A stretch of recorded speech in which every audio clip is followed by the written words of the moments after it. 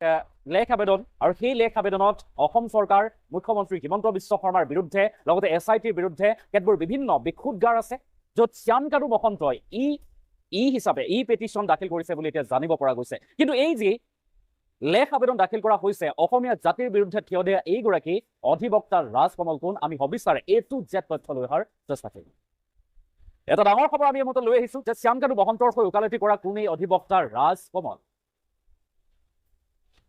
উচ্চতম ন্যায়ালয়ত শ্যামকানুৰ হৈ লেখ আবেদন দাখিল অধিবক্তা ৰাজকমলৰ অধিবক্তা ৰাজকমল হৈছে উচ্চতম ন্যায়ালয়ৰ এডভোকেট অন ৰেকৰ্ড উচ্চতম ন্যায়ালয়ৰ এগৰাকী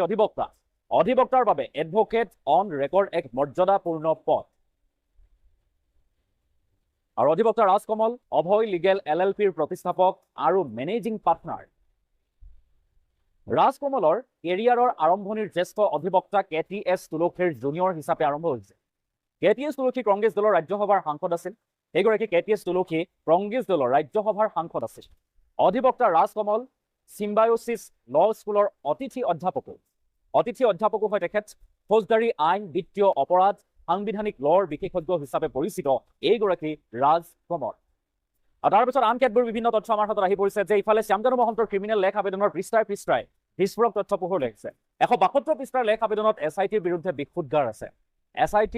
বিক্ষোভগাৰ আছে অসমৰ সংবাদ মাধ্যমৰ প্ৰতিও বিক্ষোভগাৰ লেখ আবেদনত শ্যামকানু মহন্ত দাখিল কৰা এই লেখ আবেদনত কি আছে আমি সেই তথ্য লৈ আহিছো সংবাদ মাধ্যম সামাজিক মাধ্যমত অতিৰঞ্জিত বাতৰি প্ৰচাৰৰো অভিযোগ উত্থাপন কৰিছে শ্যামকানু মহন্তই মুখ্যমন্ত্ৰীৰ মন্তব্যক লৈও অসন্তুষ্টি প্ৰকাশ লেখ আবেদনত শ্যামকানু মহন্তই এই লেখ আবেদনত মুখ্যমন্ত্ৰীৰ যি মন্তব্য তাতো অসন্তুষ্টি প্ৰকাশ কৰিছে দুখী বুলি সামাজিকভাৱে মুখ্যমন্ত্ৰীয়ে মন্তব্য দিয়াৰ অভিযোগ আৰু SITৰ পৰা ন্যায় নাপাব বুলি লেখ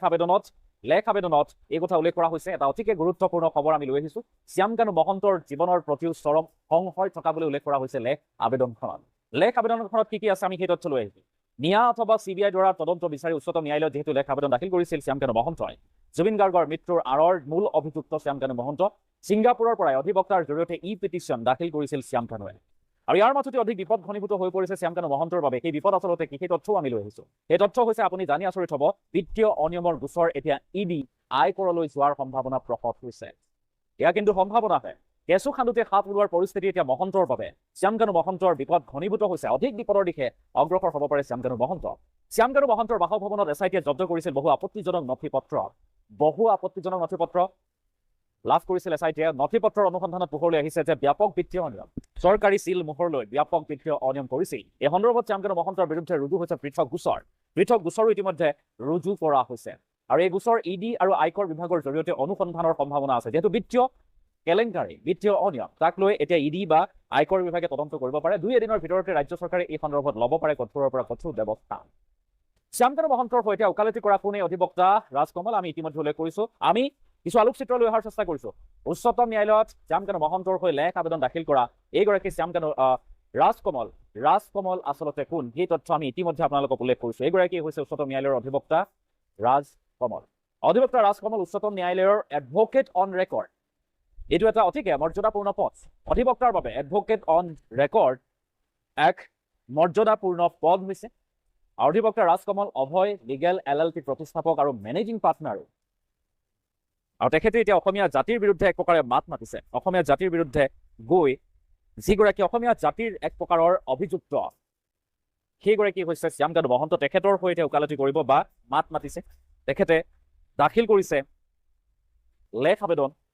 অধিবক্তা ৰাজকমলৰ আমি প্ৰত্যেকটো তথ্য ইতিমধ্যে জনাইছো যে ফৌজদাৰী আইন বিত্তীয় অপৰাধ সাংবিধানিক লৰ বিশেষজ্ঞ হিচাপে তেখেত পৰিচিত ইফালে আন তথ্য যদি আমি আপোনাক দিওঁ সেই তথ্য হৈছে ইফালে শ্যামকানু মহন্তৰ ক্ৰিমিনেল লেখ আবেদনৰ পৃষ্ঠাই আছে বিস্ফোৰক তথ্য 172 পৃষ্ঠাৰ লেখ আবেদনত SITৰ বিৰুদ্ধে বিক্ষোভগাৰ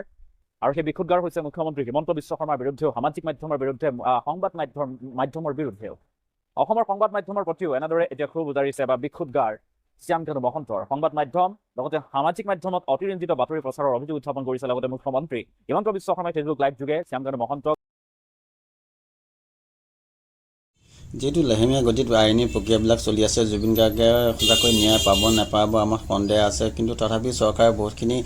তৎপৰতাৰে কামখিনি আগবঢ়াই নি আছে আপোনালোকে কওকচোন কমেণ্ট কৰি জনাওক আপোনালোকে আচলতে জুবিন গাৰ্গে ন্যায় পোৱাত আপোনালোক কিমান আশাবাদী চৰকাৰৰ প্ৰতি, কিমান চৰকাৰখনে জুবিন গাৰ্গৰ প্ৰতি কিমান দয়াবদ্ধ আপোনালোকে কমেণ্ট কৰি জনাব আৰু ভিডিঅ'টো যিমান পাৰে শ্বেয়াৰ কৰিব, যাতে সকলোৱে যাতে জুবিন গাৰ্গৰ বিষয়ে অৱগত হয়, তেখেতে সোনকালে ন্যায় পোৱাটো আমি সকলোৱে বিচাৰোঁ।